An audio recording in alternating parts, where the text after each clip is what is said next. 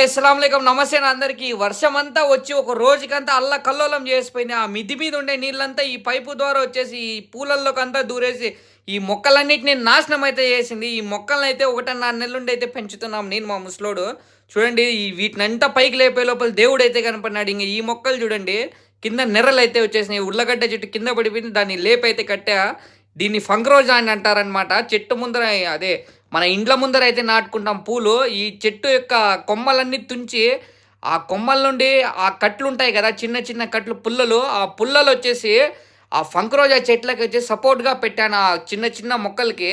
ఆ మొక్కలు కిందకి వాలిపోకుండా అనమాట. చూడండి ఇట్లాంటి మొక్కలు చూడండి మీకు గూడా చూపిస్తాను చూడండి. ఈ మొక్కలన్నీ చూడండి ఎట్లా వంగిపోయినాయో కిందకి, మీదకి ఎట్టంటే అట్ట పడిపోయినాయి. ఇవి చూడండి ఇట్లా పెడుతున్నా మొత్తం ఫంక్రోజా చెట్లకంతా. ఈ వర్షం వచ్చిందో కాదో గానీ మొత్తం అయితే అల్లకల్లోలం అయిపోయింది ఫ్రెండ్స్. ఇలాంటి మరిన్ని వీడియోస్ కోసం లైక్, షేర్, సబ్స్క్రైబ్, కామెంట్